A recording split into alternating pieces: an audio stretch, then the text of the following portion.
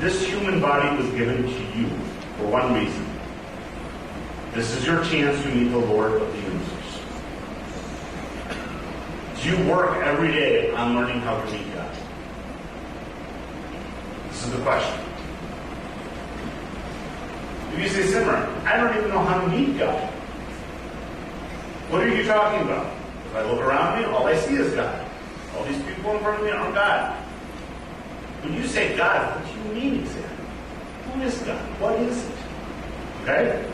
So I want to introduce you to my friend. His name is Fred. Okay? Everybody, this is Fred. Fred, this is the Sangha. Say hello. Here's the thing about Fred I want you to know. Fred is Manmuk. Okay?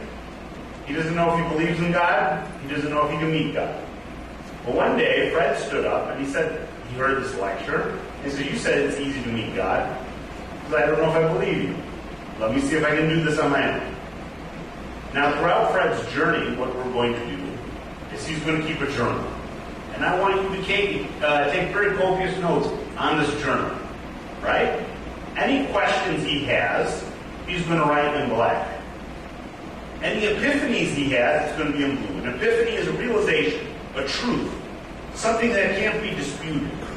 It's going to be written in blue. Finally, at the end, we're going to do a summary. Okay, at the end, and that will be in red. And this will be at the end of the 3 days. So I want you to take a look.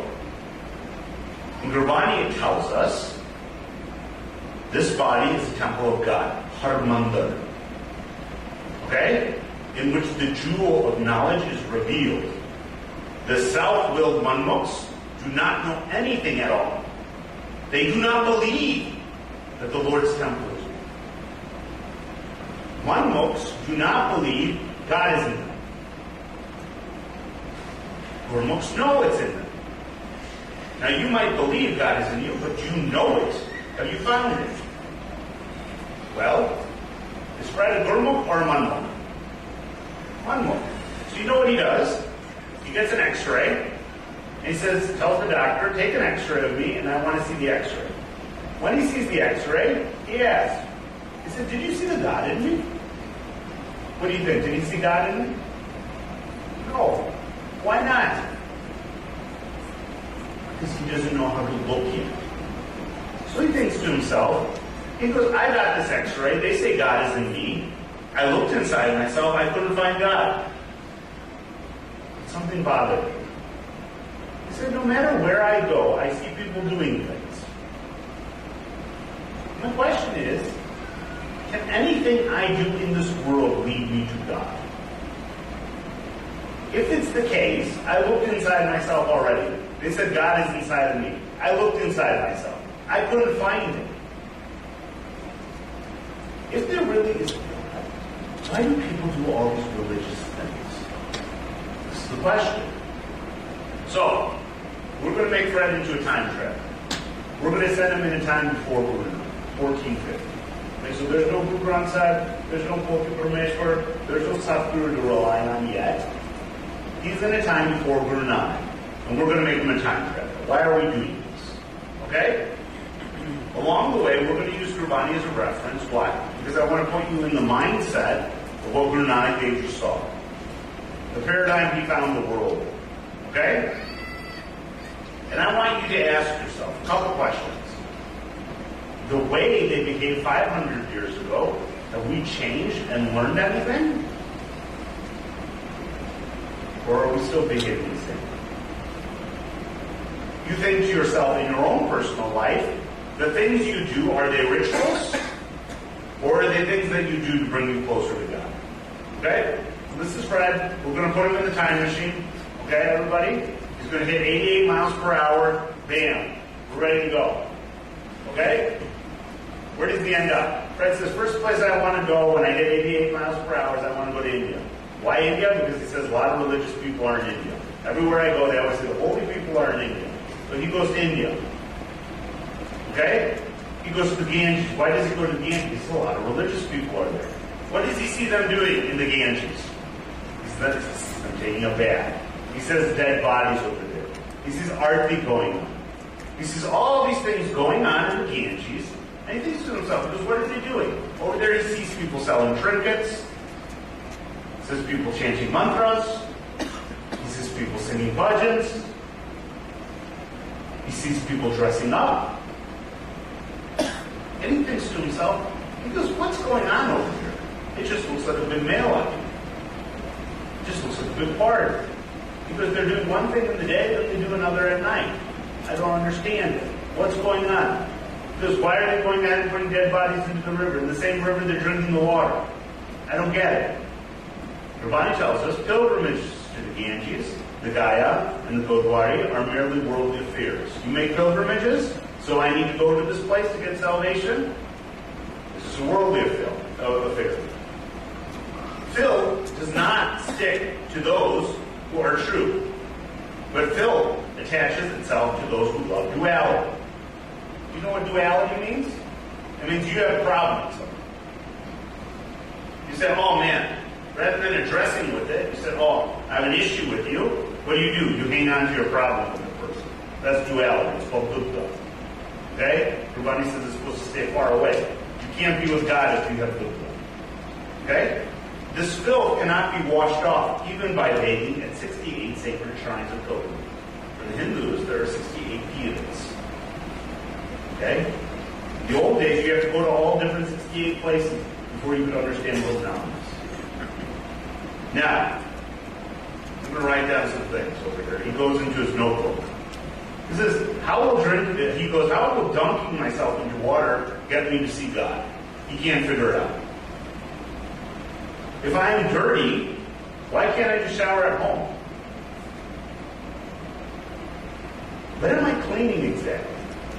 When I'm dunking myself in the water, what am I cleaning? Am I cleaning my body? Or is it something else? Now, he runs into a guy. He says, you look religious. He says, you look very nice. He says, maybe you can help. So rather than talking to the guy, because Fred doesn't speak Hindi, right? He just dresses up like him. He says, maybe it's the look. Right? So let's dress up Fred. Did he get any closer to God? Gurbani says, around your neck is a rosary, and on your forehead is a sacred mark. Upon your head is a turban, and you wear 2 loincloths. If you knew the nature of God, you would know that all these beliefs and rituals are in vain. That means no matter how you dress up, it's not going to teach you the secret of how to meet God. So he gets upset. He finds some other guys. They dress better than the other guy. They look worse. They're more emaciated. They have dreadlocks. Their marks look more sacred. And he tells them, he goes, take me to your God. They give him an idol, a murti. They said, this is our God. Pray to it. The murti is God? Is this what he is looking for? It says people are engaged in all sorts of efforts. They contemplate various aspects of the 6 shastras.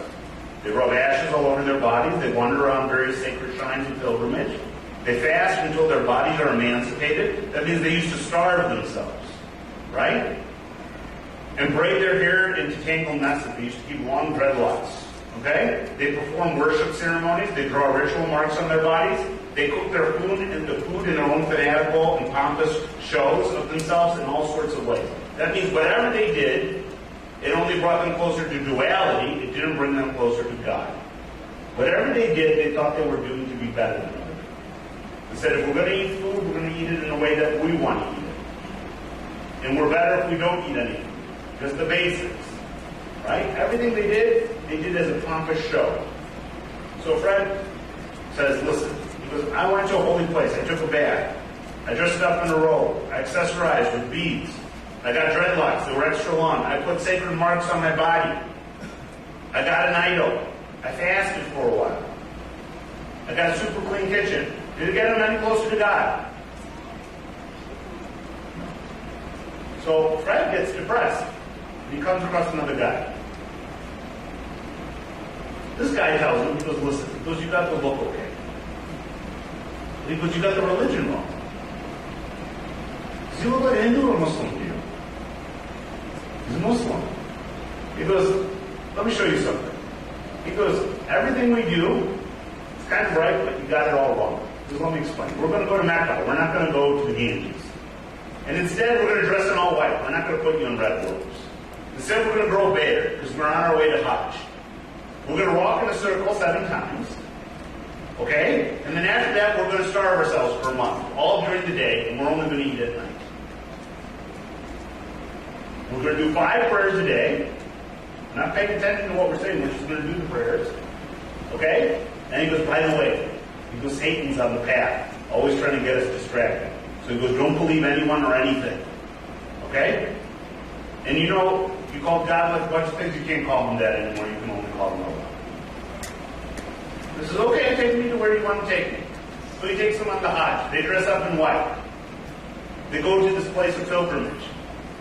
Gurbani tells us he alone is a Haji, a pilgrim to Mecca, purifies his heart. That means you can only make a pilgrimage if you change your ways.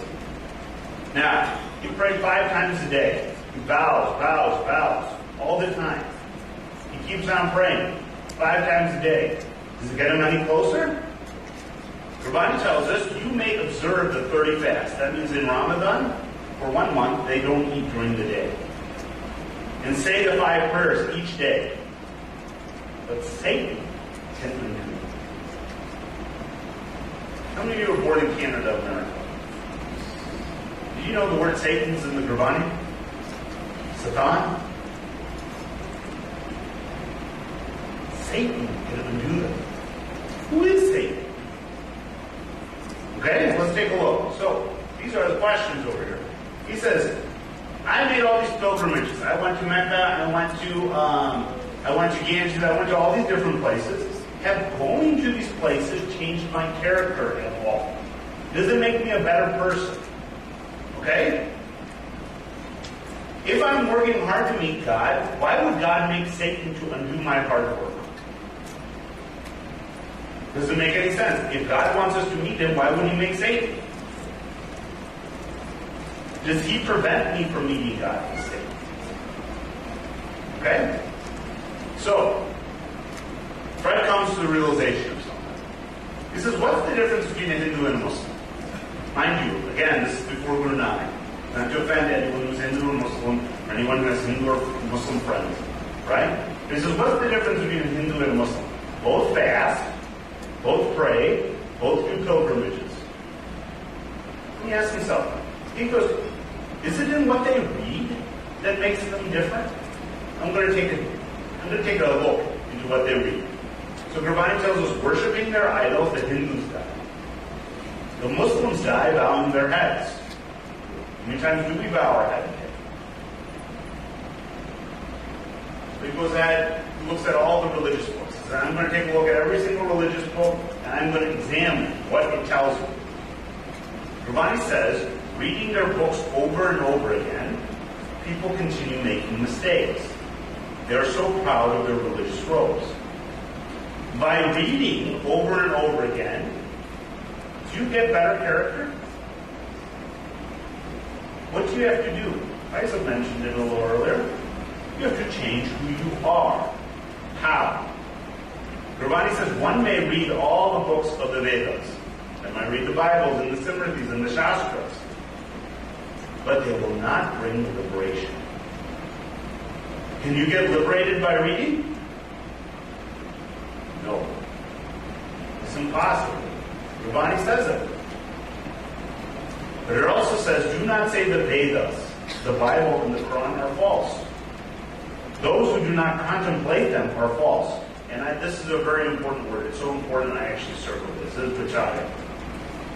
Because the ones who do not find it, what are they saying? If you don't search, then the reading is false. But if you just read for the sake of reading, it's false. So it says the pundits and religious scholars, they read and argue, they stir up controversy. But without the Guru, they are deluded in doubt. So if you see people arguing, if you see them in religious controversies, does that mean they are on the path of the Guru? Right? There's no room for that in Gurmat. Okay? They wander around the cycle of 8.4 million reincarnations. Without the Shabad, they do not obtain liberation. is this Shabbat? If you want liberation, what is this Shabbat they are talking about? So Fred thinks to himself. He says, they read religious books, and they teach us how to meet God, these religious books. And they say it. They call these religious books the Word of God. They said, this is the Word of God. We have to follow this Word of God. Okay? In the books, they give the pathway for truthful living. Okay? But they just read it. They don't actually want to do what the books tell them to. When I ask them, do you do what your holy book says? They pick and choose. How many people do you know that pick and choose whatever their Granth tells them to do? Do you pick and choose? Or do you do everything? 100%. So, Fred asked himself, what exactly is liberation? What is it? Why do I want it? What is the real Word of God? What is this Shabbat that will get me liberation? What are the 8.4 million lives? Okay? And this is Fred's first epiphany. After he made all these journeys, he went all around the world. This is his first epiphany. He went to India, he went to Saudi Arabia, he had traveled in time, he had to read all these books. This is his first epiphany. He says, people pick and choose what they want to follow because they can't control their mind. People want to be good, but they pick and choose because they can't control their mind. Okay? So, Fred says, I'm going to the forest. Because in the forest, it would be very peaceful. Doesn't that look peaceful? A nice forest, right? Everyone thinks one day I will go and I will meditate in the forest. They forget there's mosquitoes there's bugs, there's snakes. As soon as they see those things, then they want to get out of the forest. So, he goes into the forest. Over there, he hears a lot of funny stories. He said there's some people, they can stay up in the mountain in cold weather, right, without any clothes. They dunk themselves into water. We met some yogis over there. You heard about them. They don't eat any food. They starve themselves. They can do all this weird sorcery. Some people, he found out, they burn themselves. To keep themselves awake, to punish themselves, they burn themselves. He heard all these stories. Don't believe it? It's in Gurbani too. It talks about these types of people. It says some go and sit in the forest realms and do not answer any calls. Some, in the dead of winter, break the ice and immerse themselves in freezing water. Can you imagine that? Some rub ashes on their bodies and never wash off their dirt. Some look hideous, with their uncut hair matted and disheveled. They bring dishonor to their family and ancestry. Some wander naked day and night and never sleep. Some burn their limbs in fire, damaging and ruining themselves. Without the name, without Nam, the body is reduced to ashes. What good is it to speak and cry then? Body's just dirt. It will burn itself. Those who serve the Satguru, the true Guru, are embellished and exalted in the court of their Lord and Master. Fred asked himself, what exactly is this Nam? Is it the same thing as Shabbat? Both seem important in the path to liberation. Okay, so is Nam and Shabbat the same thing, Fred asks? How do I serve the Satguru? And who is the Satguru? Okay? Now Fred gets frustrated. He said, this is too frustrating. I don't want to do this anymore. Because I quit. He goes, I don't believe there's God. I'm just going to go ahead and quit. Nobody gave me the answers. Nobody showed me. So he said, I'm going back home.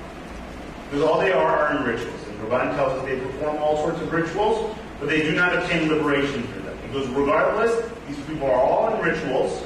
All they do is rituals all day long. All they do is make pilgrimages, they count on malas, they go ahead and read and read and read. These people are trapped in ritual. Okay? He says, forget it, I'm out of here. Gets back in the time machine, heads home. Or goes back to the future. When you go home, what's the first thing you usually do? Watch TV. The friend turns on the TV. Fred asked himself, and this is kind of weird, I don't know if you've ever had this feeling before. It's happened to me a couple times. Everybody asks himself, when I watch TV, where is my mind? You know, when I was a kid, I watched TV. I had no thoughts, right? So my mouth would open. But my dad would come around me and hit my jaw. So what do you do?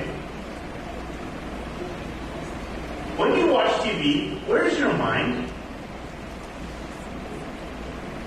Can anyone tell me? It's in the TV. So Fred realizes, he said, this mind is not in my body at that time. It is in the TV.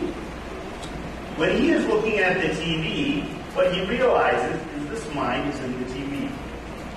He said, I did something foolish. Because I took an X-ray to go ahead and see what was inside of me. But he goes, if God is in me, to see it, I can't look physically. I have to look with what? What does he have to look with? What does he watch the TV with? What is it? Mind. Mind. Did he take an X-ray? He's got to look with his mind. So this is okay. Because let's take a look at this. And this is important. I want you to pay close attention. How does a TV project shows? Do we have any engineers over here? We got some engineers? Okay, good. Correct us if we're wrong. Okay? I'm a lawyer, I'm not an engineer. Okay? It says, how does a TV project shows? Okay? So the TV set receives a signal, which creates a picture, okay, on the screen. Everyone is agreeing on that. Engineer side, are we right? There's a signal, there's an antenna. The antenna transmits that and puts it into a picture. We're okay, right? Those facts are correct? Okay, very good. Okay, so we know from an expert that this is the way a TV signal is given. Now the manufacturer makes this TV, okay, and the TV is physical. You can all touch it, feel it, smell it, taste it if you want to. Can you do that to the TV waves? Can you see TV waves? They carry information, don't they? It carries the picture, but can you see the waves? No, it's impossible. When the waves hit the antenna, what happens? You get a picture. If the TV is not signaled incorrectly, will you get the picture? No. Fred thinks to himself, he goes, okay, because I know my mom and dad made me. I know the manufacturer made the TV. But here's my question. If my parents made my body, who made my mind? How did my mind get inside of me? Who made this mind? It says this body, we learn, is made of dirt. What is the mind made of? Because if I know my mind has to do the internal examination in order to see God, I have to know what the mind is made of. So, it said, why is my mind always leaving my body? Why does it like the TV so much? Right? How does my mind leave? What makes it leave? She said, I'm going to observe how my mind travels out of my body. And he thinks to himself, you know what it's like? It's like this door. You guys see this door over here? As soon as the door is open, what happens to the mind? It's out. If the door is closed, can the mind leave? No. So the mind goes through some sort of door to leave. And when the mind leaves that door, what happens? It ends up in the TV. So he goes, my body has some doors. So he makes a list of the doors that his mind actually leaves. What is it? It's his eyes, his ears, his nostrils, right? His mouth, his rectum, his reproductive organs. His mind is always leaving out these 9 doors. Why do they leave out these 9 doors? Why? Because his 5 senses are actually always telling him to leave. If you go ahead and you hear something, what do?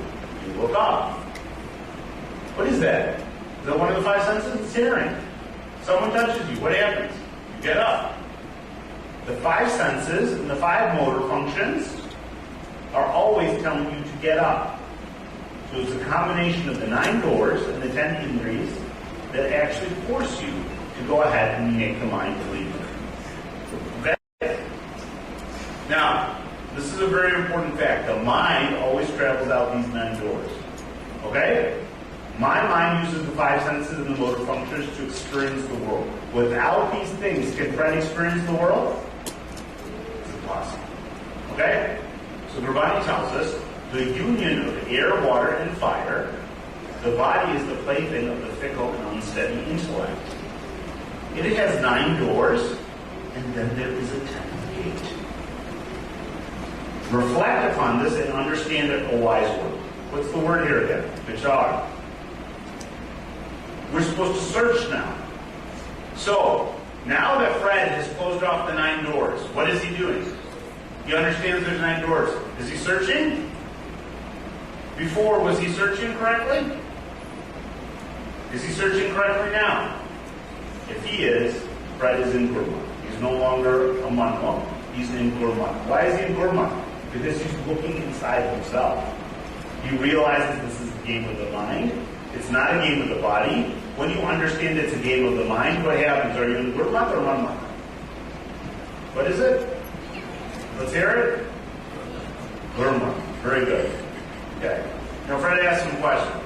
He says, how can I go ahead and keep this TV on, but go ahead and shut it off mentally? So you know what he does? He turns up the volume all the way. Okay? He puts on a large sporting event. And he thinks to himself, he goes, I'm going to keep my mind in my body. I'm going to keep my mind in the body. Every time he heard like a big roar, what happens? He opens up his eyes.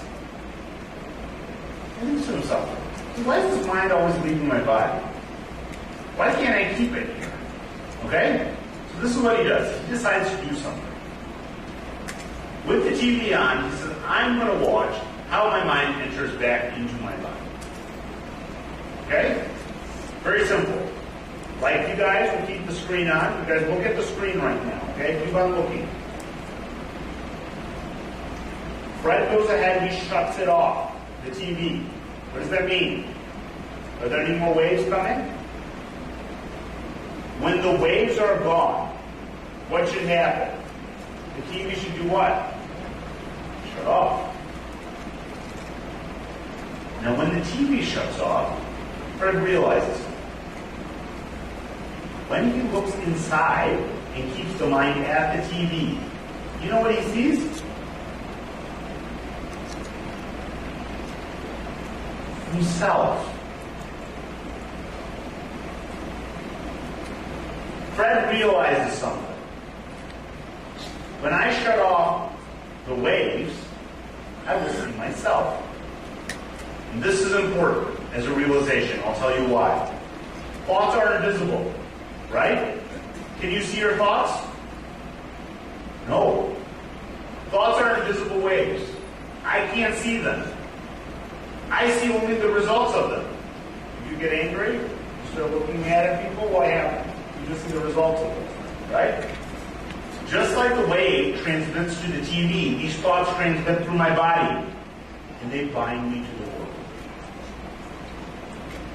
As long as the waves are on, is Fred bound to the TV?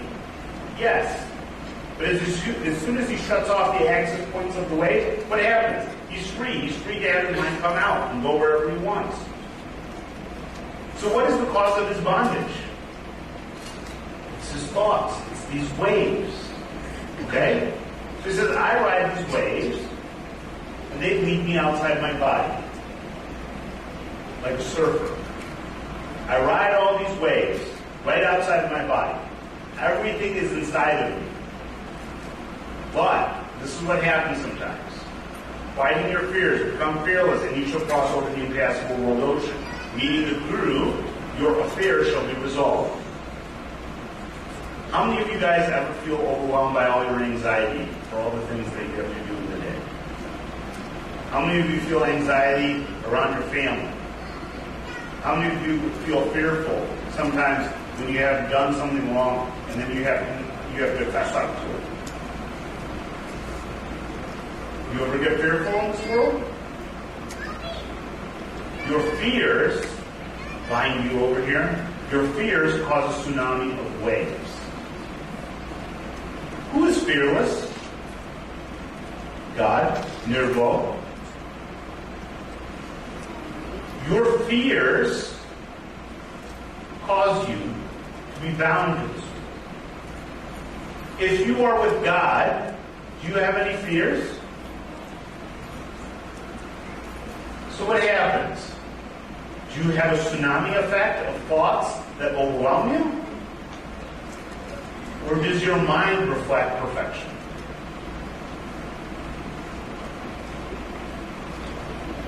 Fred understands this, and this is very important. When you take a thought, you are binding yourself to the world. You do not see who you are. When you take a thought inside of Hukam, when God gives you the thought, is there any fear? Our lives are paralyzed by fear. We are always fearful of everything when we are not with God. It's very important to understand that if we want to reflect truth, we have to get over these words. So, Fred understands this. He has this epiphany. He says, thoughts keep me from seeing who I really am. I need liberation from my thoughts. All this time, people were asking for liberation. What were they asking liberation from?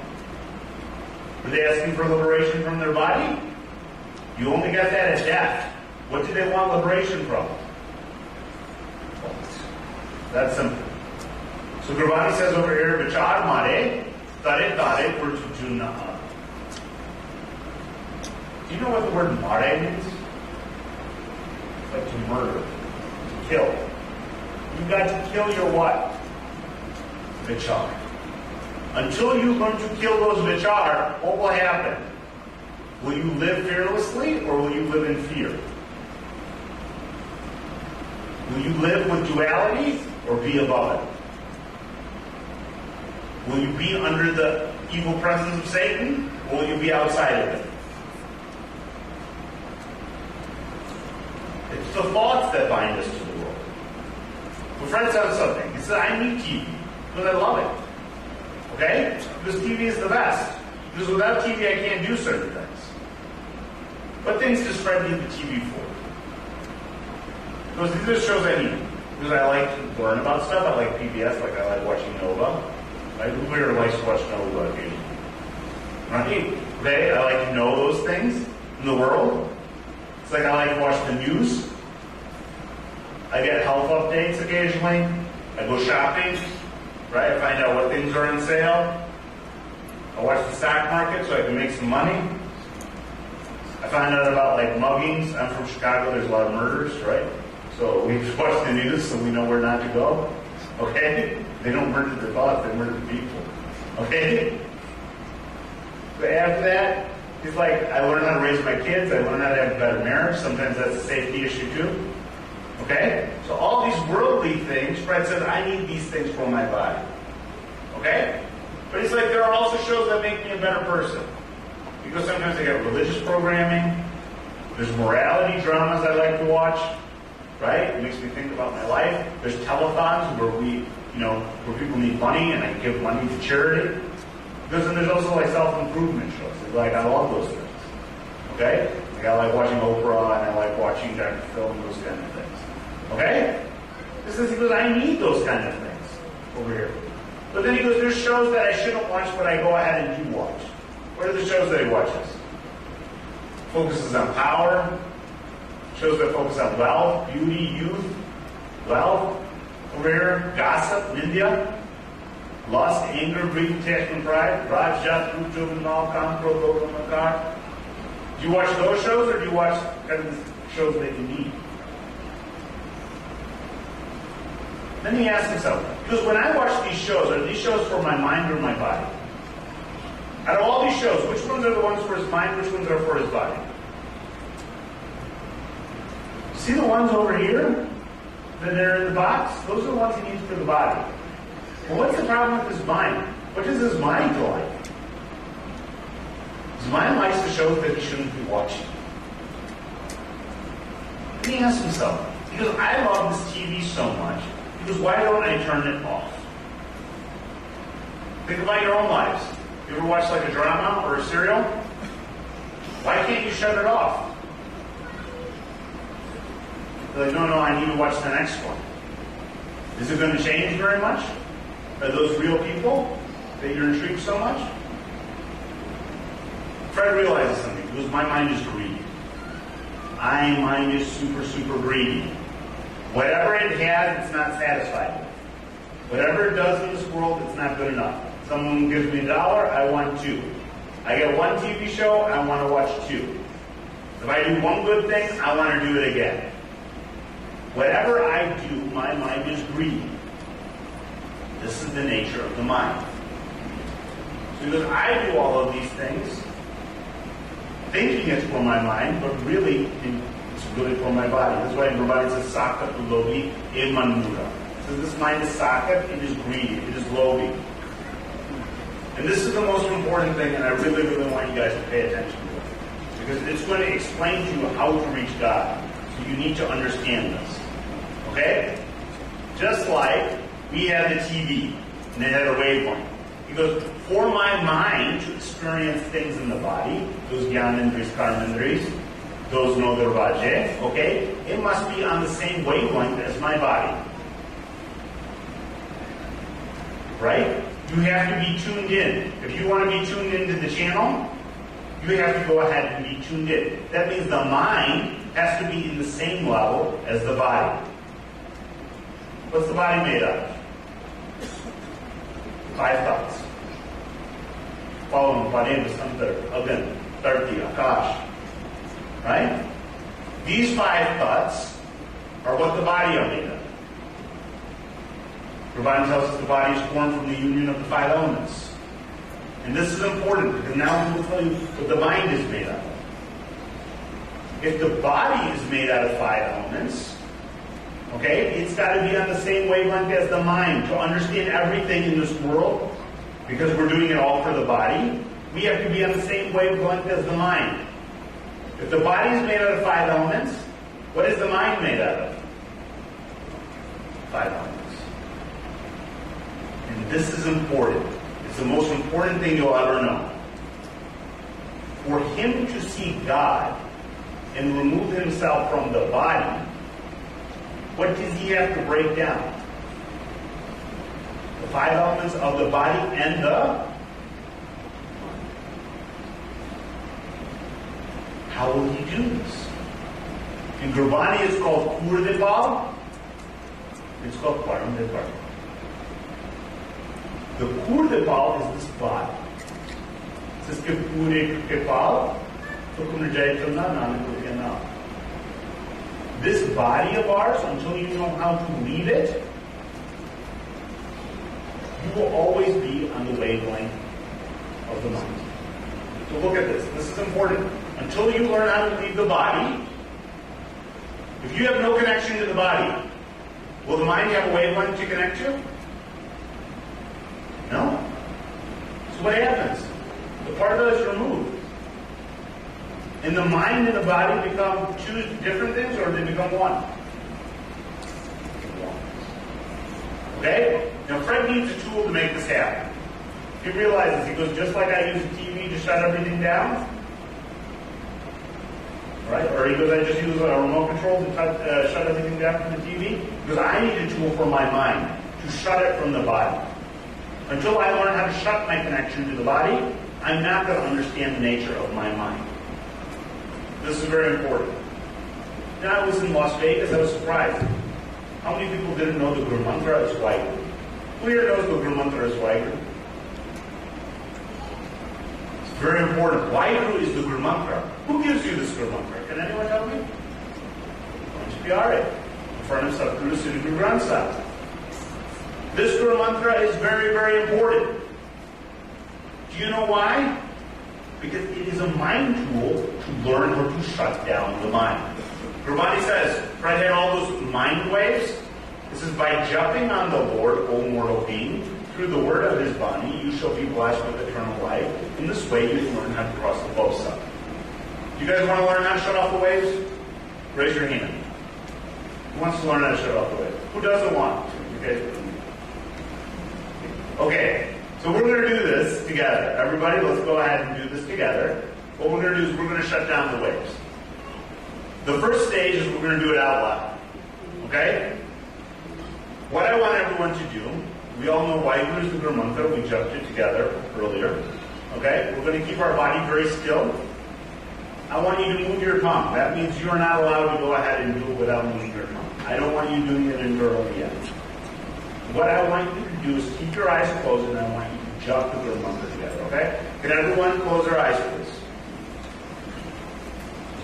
Okay, take a deep breath. Hold it. Exhale out. Take another deep breath. Hold it. Exhale out. Just like you would say your name. Don't focus on the breath. I want you to say, Waheguru. Can you say it? Say it after me. I'm going to say Waheguru, you're going to say Waheguru. Waheguru. Say it. Waheguru. Okay? Now, say it again. Wait, everyone. Waheguru. Waheguru. Waheguru.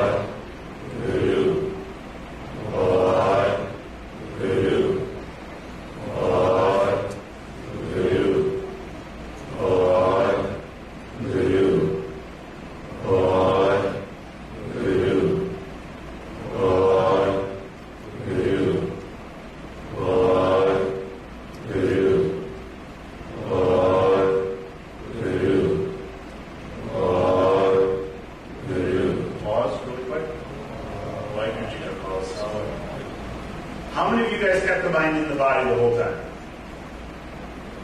Mind inside the body, outside the body? Okay, let's try it again this time. I want you to put all your attention in your body. That means your mind, no matter where it goes, I want you to listen to what you're saying and keep it inside your body. Keep that Gurmantra, keep that sound inside of you. Do not let the mind move. Okay? Everyone close your eyes. Let's take a deep breath. Hold it. Exhale out. Let's begin. Waheguru. Waheguru. Waheguru. Waheguru.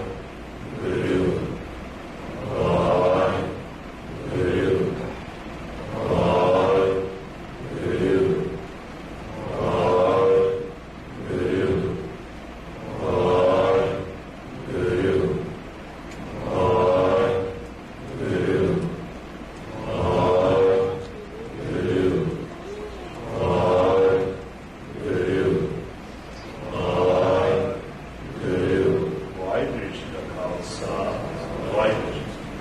Mind in the body, outside the body. Sometimes it's hard. Some people said inside, some people said outside. Gurmukh had this Sharjata over there. What do you have? Inside, outside, RB? Outside. You have to, right? Why? Your mind got on the same wavelength as your body. Why? Who touched you? Your son. Right? This is how the mind works. Gurbani explains so clearly how the mind works. You have to use practical examples. Now, there is a second stage in the simile. You're going to whisper.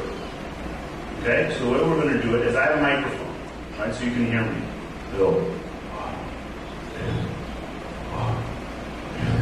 Okay? But when I actually say it, it sounds like this. Can anyone hear me? No. So So if you can hear your neighbor doing it, are they doing it too loud or too soft? Too loud. So they're not doing it right. Tap your neighbor if they're not doing it correctly. Okay? Because it's got to be whispered. So we're going to do it all together. We're going to whisper it. I'm going to show you guys something. But Gurbani shows us how to get into Gurmat. Okay? But we have to do these first two stages first. So I'm going to say out loud. We're going to do it 10, 15 times together. You're going to keep your mind in your body. Then we're going to do it another 10, 15 times as whispering. Okay? Everyone clear on that? Any questions? No? Okay. Everyone close your eyes. Take a deep breath. Hold it. Exhale. Okay, now focus. I want you to keep your mind in the body. Do not let it go out the nose or body at all. One, two, one, two, one, two, one, two, one, two, one,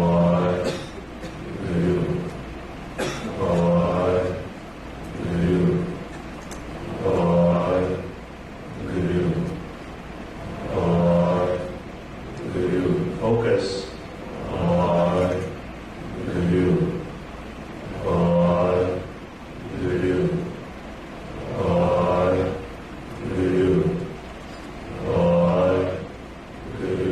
Second stage.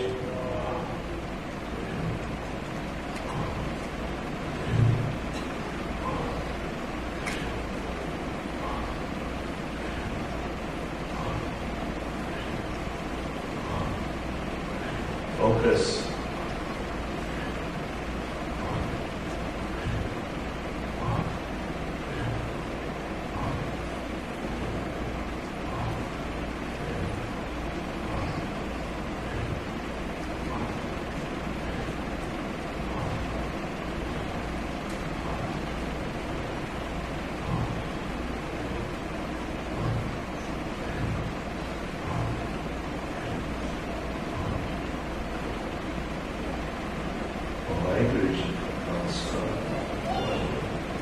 How many of you guys keep your mind in the body?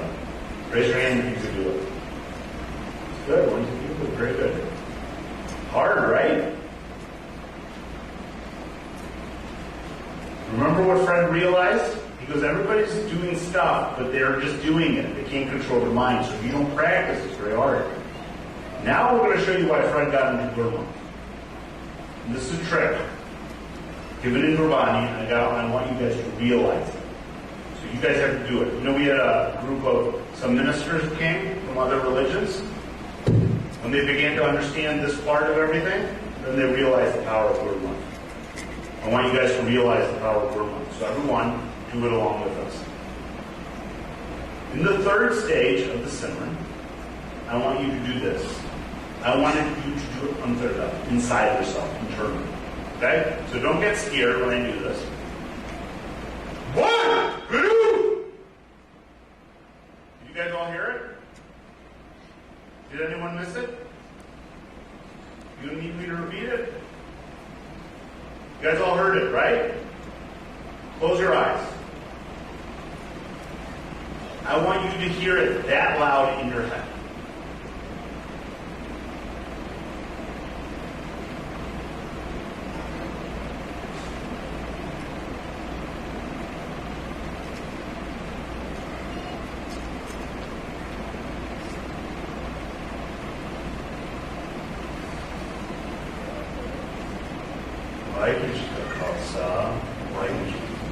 Can you guys hear it? Who can hear it? Maybe not that loud, but who can hear it internally? Okay. When you were saying it out loud, were you using your physical mouth? Yes or no? Yes. So is that one of the 9 doors? Yes or no? Yes. When you were listening to it, were you using your physical ears? Yes. One of the 9 doors? Yes. When you were doing it internally, were you using your physical mouth? No. Were you using your physical ears to listen? 9 doors open, 9 doors closed. 9 and doors closed. Okay, I want everyone to do this with me because I need you to experience how to close the 9 doors. Because without closing these 9 doors, you don't know how to open the 10. Okay? Everybody, close your eyes. We're going to do it out loud 10, 15 times, then we're going to do it as a whisper, then we're going to do it internally. 100% focus. Everything outside is a distraction. It's not going to get you to where you need to go. You need to go inside. Let's focus. Close your eyes. Take a deep breath. Make up your mind. Your mind's not going to move. You're going to close these 9 doors. Okay? Let's begin. 1, 2, 1, 2, 1, 2, 1, 2, 1, 2, 1, 2, 1, 2, 1, 2, 1, 2.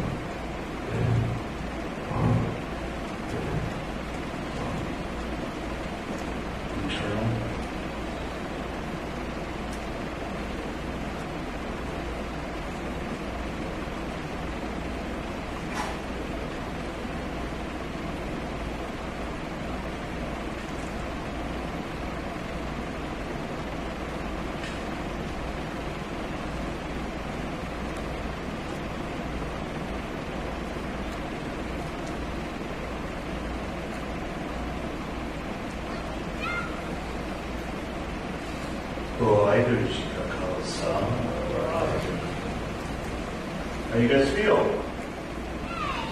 Better or worse? Yeah. It's always good to go inside. Now, this is the most important part in your whole life. If you're going to listen to one thing, this next 20 minutes is the most important 20 minutes of your life. Because we're going to explain how God is in you and outside of you, and how you can learn to see God. So Fred asked himself a question. So when I do it internally, he goes, who speaks at that time? When I listen internally, who listens? Who's doing it? And this is the epiphany. He goes, just as I have a physical body, I have a sukham, or subtle body. And that sukham body, that invisible body inside of me, it has 5 senses and motor function as well.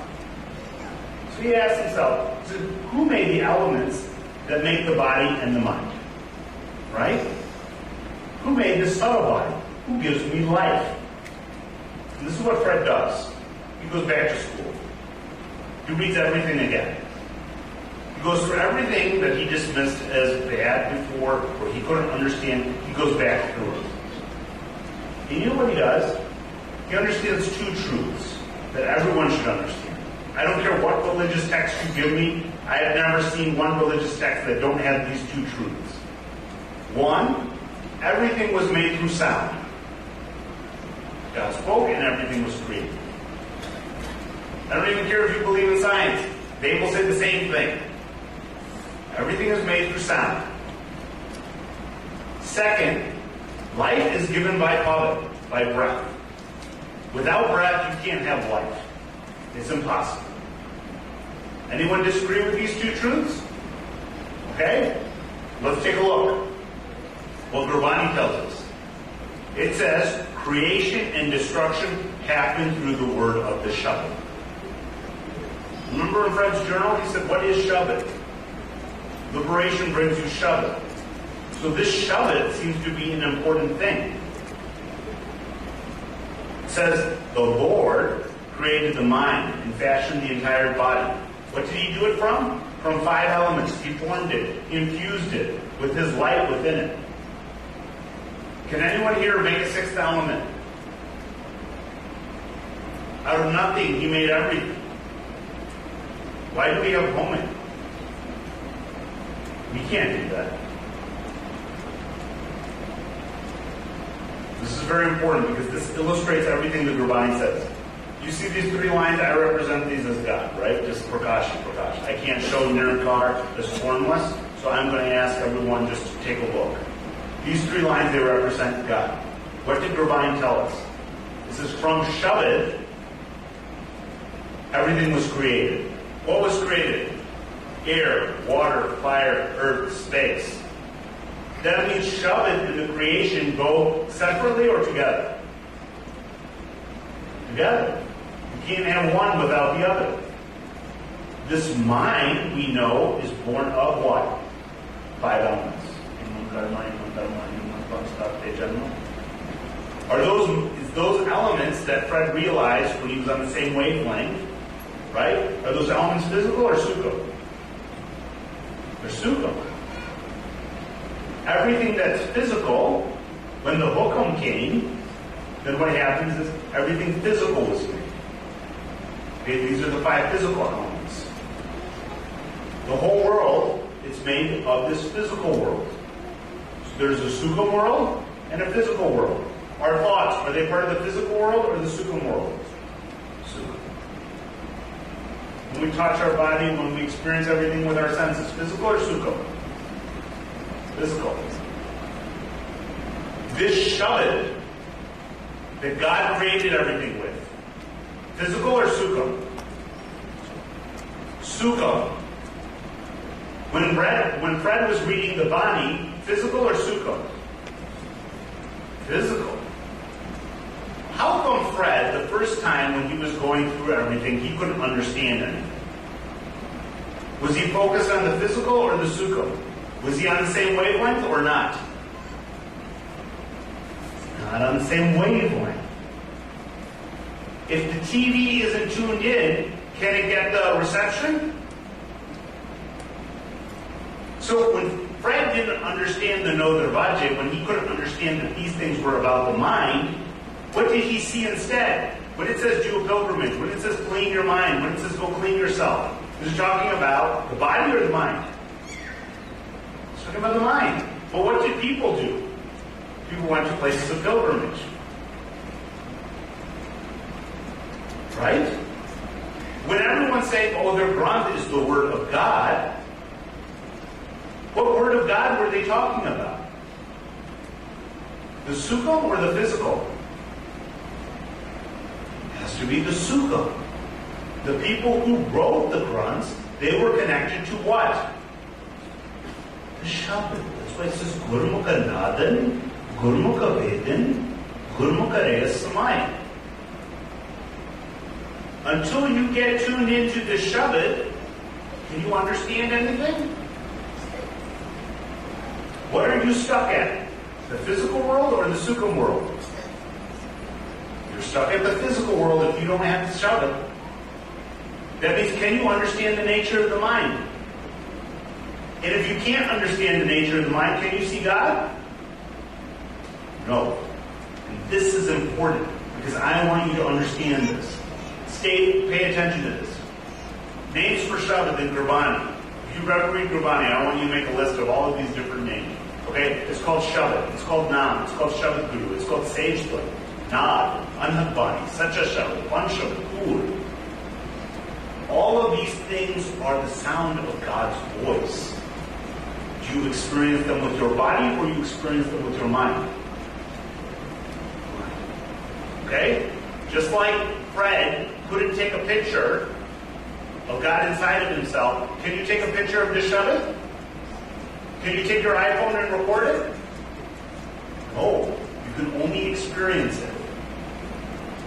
Now, we haven't answered Fred's question yet.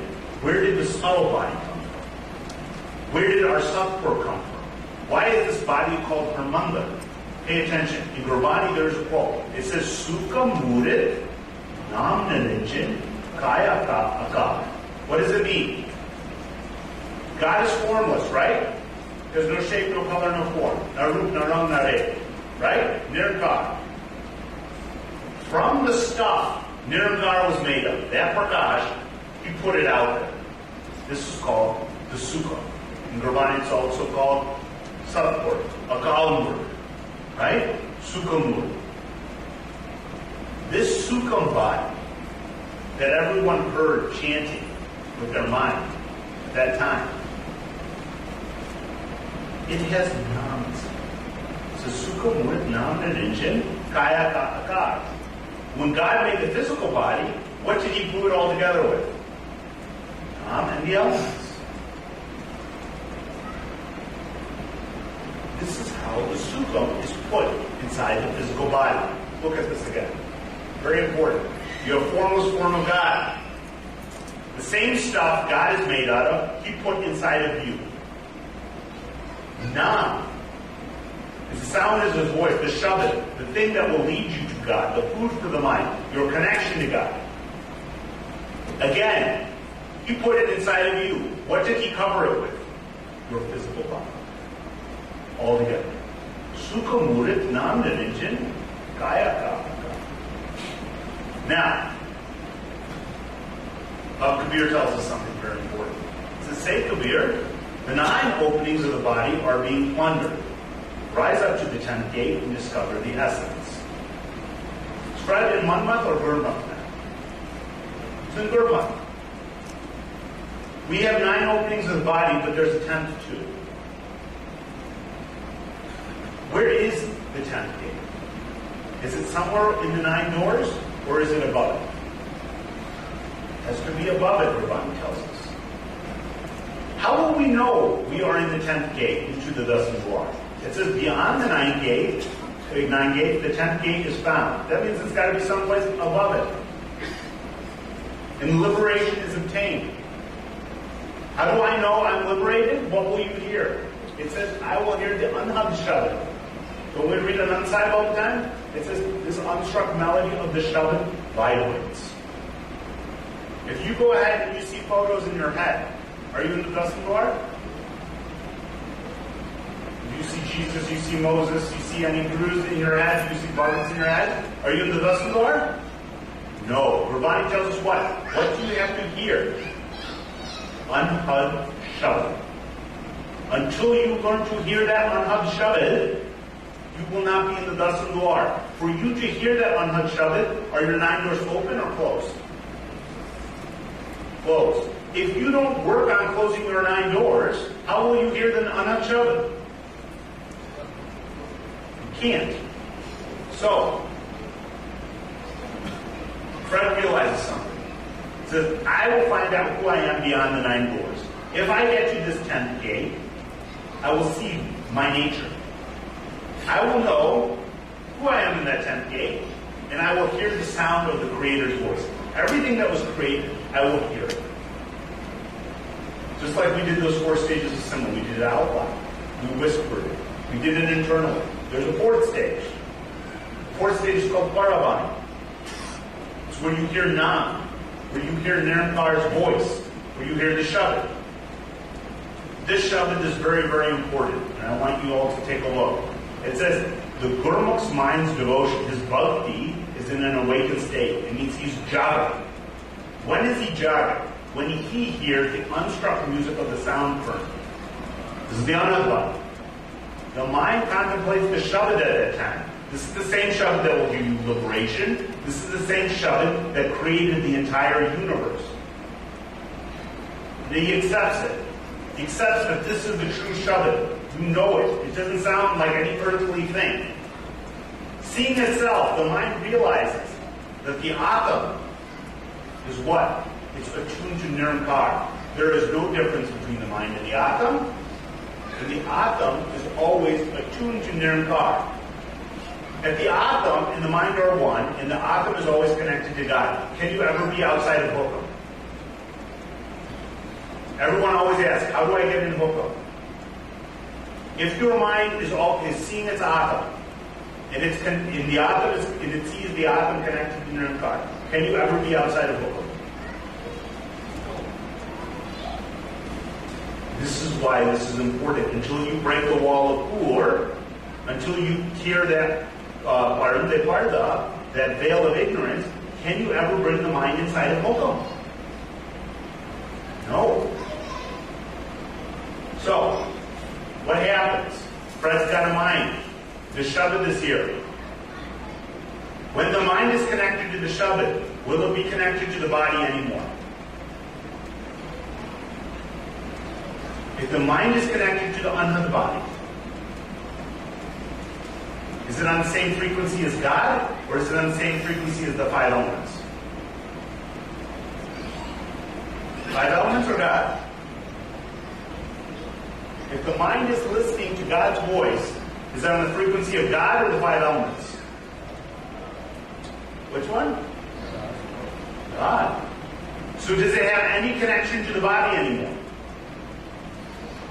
So, will you look like you're asleep or awake when you hear this Shabbat? Asleep, right? The body will be dead. The mind will be awakened. Just to make that clear again, look at this mind. When the Shabbat is there, what is not there anymore? The body. Why are the 9 doors open or closed? Closed. So there's no body left. When you were doing it internally, did you know what was going on outside? If you did, 9 doors open, 9 doors closed. Now, when you look at the mind, what does it find itself? It follows the Shabbat. What will it be connected to? God. Look at that. What does the mind find itself attuned to? This is how you learn to meet God. Okay? Now, this mind does not come and go. It abides in that place where Nirankar keeps his awesome. That means where God sits. And I want you guys to pay attention to this, because this is very important. Some people will say, how do I stop my thoughts? Some people have been doing Simon for a while. This is very important. Where does Nirankar keep his awesome? God. Right. God. Right. Is there any difference between the two? There's not supposed to be. Where does God live in Fred? His mind or his subcorp right now? Or his sukha? It's inside of it. Okay, in the form of the sukha.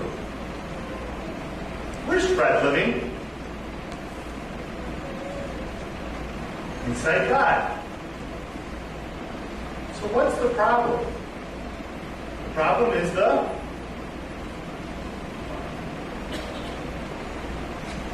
right? Look at that. That's why it says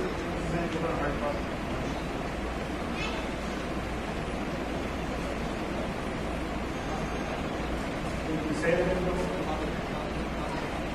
Heart में सन है, तन में heart. Look at this. God made everything, right? You want to understand how God is in you and God is outside you? Look at this. There is God. Okay? This body is you. Why is the body Hamandar? Where is God? Inside of you.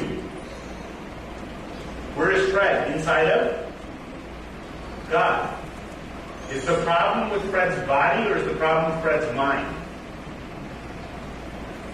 If Fred's mind is in the Nodar Vajay, is it with God or outside God? Where does he have to put his mind? Where Nirankar keeps his asana. He has to be above the Nodar Vajay so that he can get to the top. Okay. This is the problem. These are the actions the mind commits, and this is the dharma of the mind. The mind is born of the 5 elements. The mind is sakat, perverted and greedy. You guys know what sakat is? Sakat is someone who chases after Maya.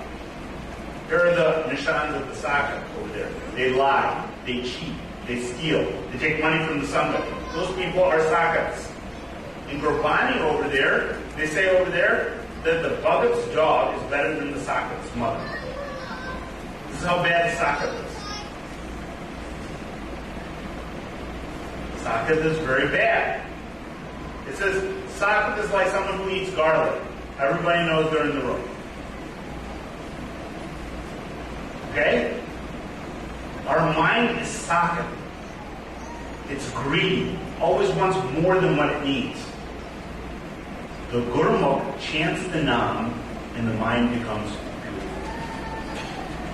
How are we supposed to see the mind as Jog? How are we supposed to make the mind beautiful? How are we supposed to change our perverted mind? By doing what? What does Gurbani tell us? We have to jump what? What do we have to jump? If you don't jump the Nam, how can you stop being Saka? How can you get rid of your greed? How can you change your character? It's impossible. If you don't jump the Nam, and you don't have the tool of the Guru Mantra, how are you supposed to close these 9 doors? How are you supposed to look for the 10th?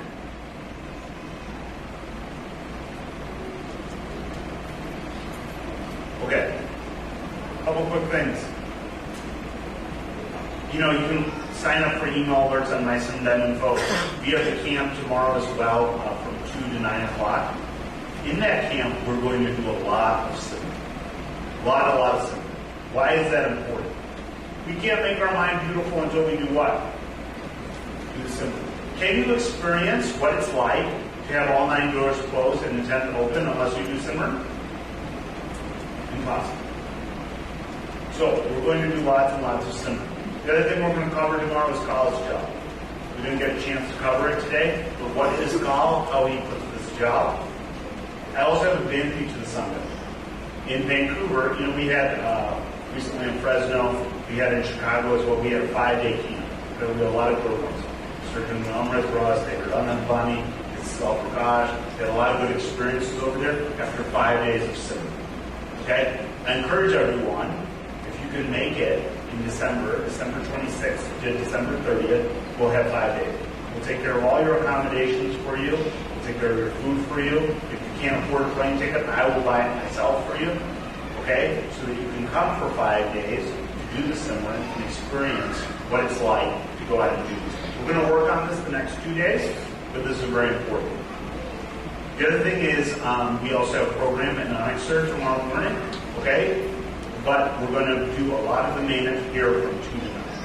I encourage all of you, please come 2 to 9. Please call all your family and friends and relatives. We talked about the importance of it. Talked about the importance of it. Our job is to do simran and make other people do simran. Unless we do that, it's very difficult. Okay. I've been to the summit. I never answer any questions outside of the door. This is my new policy. Okay? So, if you have a question, now is the time to ask the questions, so that what happens is that you can get the answers. And you know what? The whole Sangha benefits from the questions. Okay? I know I covered a lot of new stuff today. For a lot of people who've been coming for a long time, this is new stuff. It's old stuff, but it's in a new way. Okay? For new people, I know it's a lot of information to intake, but you have to know something. The purpose of your life is to do what? It's to be far away from God or to meet God? Meet God. Do you know of any other better way to do it than Gurmat? I do. Okay? If there are any questions from it.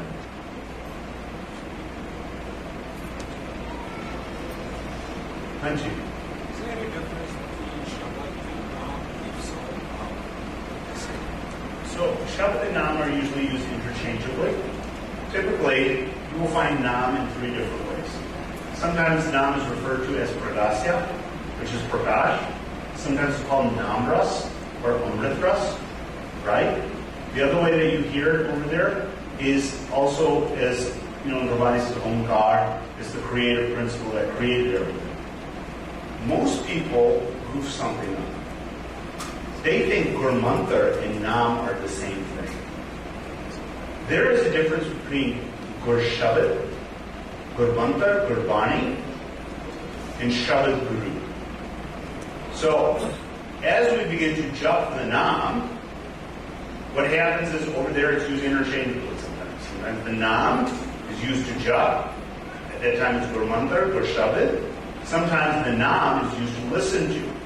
You have to read the context of what it's saying in the book. And so what happens is you have to look inside yourself. You say over there, you say simple. Is this Shabbat Guru? Or is this Gur Shabbat? You have to read it yourself. Depending on your level of understanding is how you understand it, right? So we have to look ourselves. Does that answer the question? It's a great question. Most people, Gurmantar, Gur Shabbat, Gurbani. Actually, let me go back. Bridget, this is such a good question. I'm going to go back. Okay. When Fred was here, everything is made from Shabbat. Right? Can air move in? Can air move without? Can sound move without air? It's an impossibility. So what happens is you need to go ahead.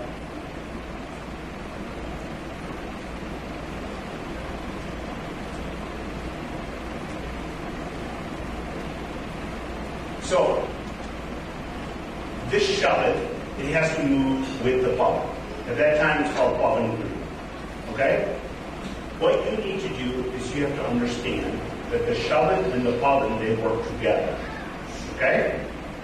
This pavan here, it makes this pavan parivasantar tartiyakash. This is sukkah. This made the mind. It's iman karma, iman dharma, iman panchtatteja.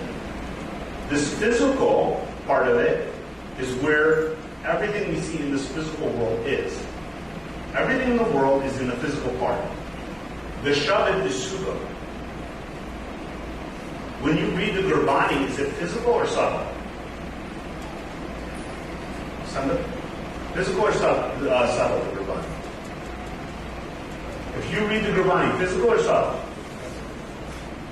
Are you using your physical indras, karma indras? Is there a physical drunk over there?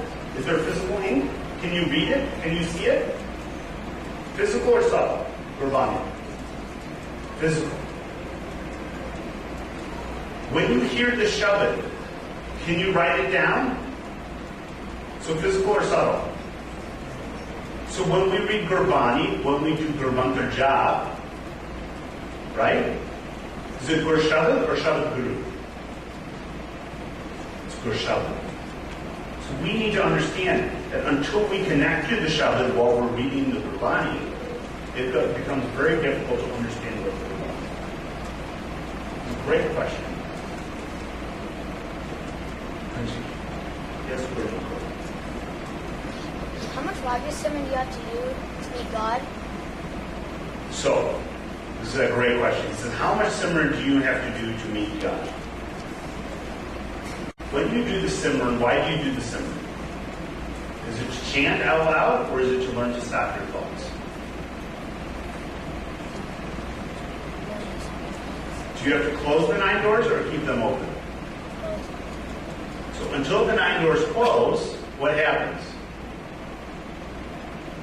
You can't meet God. So you have to do enough Simran that the 9 doors close and all your thoughts are done. At that point, then you can. Does that make sense? Very good. That's a great question. Yes? Have you met God? Yes. Has he talked to you? Yes. Right? So that's the reason why I teach this. Because this is the hook. So in Gurbani it talks about Sage Katha, Amr Katha, right? Nirgun Katha. There's something called Guj Katha. When you talk to Waheguru one-on-one, it's called Guj at that time. There's a place where Waheguru sits when Nirankar keeps his asset. It's called the Sage Katha. So at that time, when Waheguru calls you, then you can speak to Waheguru. You know what he does? He goes Amrit Rasa. The reason why I go ahead and teach all these things, because this is Waheguru.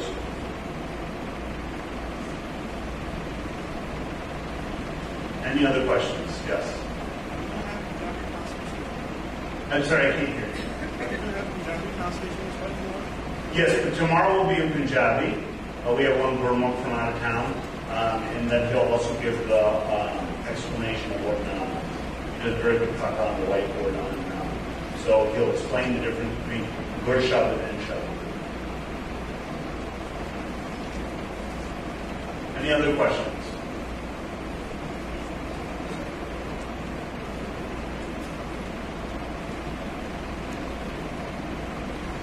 Yes. When you're navigating, say you're hearing some of the Sajda, Yes. and you're also hearing the Nam, Yes. that you're chanting. How do you navigate the transition between the two? This is the toughest part. How do you leave? Sri Datar asked a great question. Great question. He asked, how do you navigate between doing the Guru Mantra, correct me if I'm wrong when I'm doing this, and listening to the sound of the Sajda, and listening to the Nam? At what point you leave the Guru Mantra and connect to the Nam? Right? When you begin doing the Simran and you begin doing it Antargat, then at that time all the thoughts have stopped and you can make the mind sit in one spot. You have to keep 100% Dhyan in the Nam. You do the Sajda so your mind stays absorbed in that sound. And the mind cannot be moved from it. So when all the thoughts are stopped and you feel like you can make the mind sit there for a year if you wanted to, then put the Dhyan right in the Nam and you'll learn how to merge right. Great question. Yes. Well, sometimes it feels like if you're listening more towards the Sahajdu, and you start to migrate towards the Sahajdu, and then you get disconnected from the sound of the Nam. Yeah. It almost feels like you stall out at that point. Yeah, so what happens is sometimes it pulls away. When the mind tries to chase it down, it gets pulled away, right? So it's like, it feels like it gets yanked, right? The reason why that happens is because the mind has to learn to sit, to let it come to it, rather than it going to, so it has to let itself get absorbed. If the mind chases it, what happens is at that time, then what happens is if you're trying to chase it down, then it's still just kind of moving around. It needs to sit in one spot. Well, I always had the feeling it's like you feel a little bit like a fat cat. Everything's cool, you don't want to go anywhere. Yeah, that's right. So I'll give you a place where the mind where it wants to go. Waheguru Ji Ka Khalsa, Waheguru Ji Ki Fateh.